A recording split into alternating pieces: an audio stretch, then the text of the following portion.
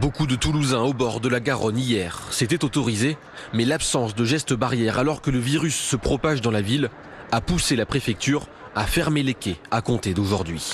On a déjà un contexte de dégradation et le constat de ces mouvements de personnes risque d'accélérer cette dégradation si on ne fait rien.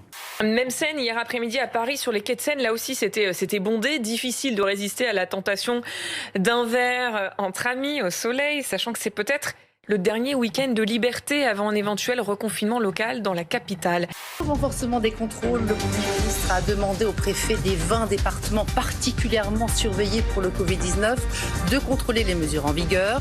Et à 17h30, fin de la partie. Les compagnies de circulation et la gendarmerie nationale vous invitent à quitter les quais. En à peine un quart d'heure, le rideau tombe, Paris s'éteint.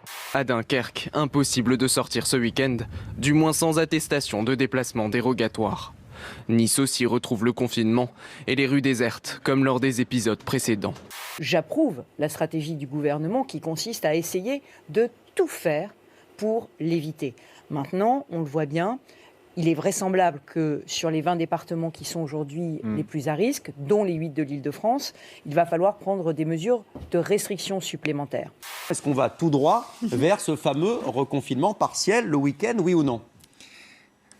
Rien n'est décidé, absolument rien n'est décidé. C'est vrai ça ? Oui, vous savez, à chaque fois, je reviens régulièrement chez vous, vous avez la gentillesse de m'inviter, à chaque fois je vous dis, ce n'est pas décidé, vraiment, rien n'est décidé. On dit aux habitants de Dunkerque et de Nice, vous pouvez vous entasser dans les bus, dans les tramways, vous pouvez aller travailler, vous pouvez aller dans la cantine de l'entreprise en semaine, parce qu'il n'y a pas de virus en semaine, mais le week-end, alors que vous pourriez aller au grand air, là où il y a le moins de virus, vous êtes enfermés et il y a des contrôles de police qui verbalisent à tout va.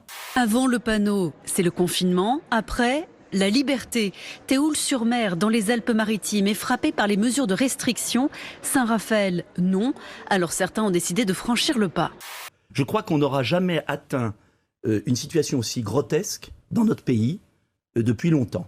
Plus inquiétant encore dans ce dossier, l'avancée des théories complotistes. Un peu plus d'1 Français sur 3 pense que le ministère de la Santé est de mèche avec l'industrie pharmaceutique pour cacher la nocivité des vaccins. Et 42% estiment probable que la crise sanitaire fournisse l'occasion au gouvernement de surveiller et de contrôler les citoyens. Nous allons mettre en place une organisation à travers ce que j'appellerais un pass sanitaire. C'est-à-dire on va demander à ce que d'abord les gens s'enregistrent pour faciliter, vous savez, le système d'alerte. Est-ce que vous comprenez ces électeurs de gauche qui ne veulent plus faire barrage ? Alors moi, je vais vous dire une chose. J'ai ce qu'on appelle une sensibilité de gauche.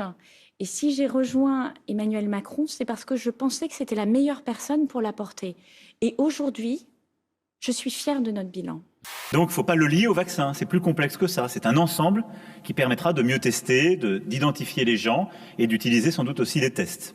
Si vous avez M. Macron en face de Mme Le Pen, ce sera Mme Le Pen cette fois. Vous croyez ça, vraiment ? J'en suis convaincu. C'est d'ailleurs le sujet.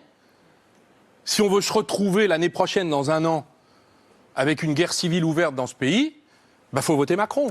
Le plus grand prédateur de l'Arctique a peut-être trouvé plus fort que lui. Le changement climatique menace l'ours polaire sur ses terres. La banquise est en train de fondre, le privant de son lieu de vie. Parce que Macron est celui qui met Le Pen au pouvoir. Donc il faut battre M. Macron dès le premier tour. À la recherche de nourriture, certains ours blancs ont gagné les forêts. Se sont accouplés avec des ours bruns, créant cette nouvelle espèce baptisée Pisli. Un ours polaire qui n'en est plus vraiment un.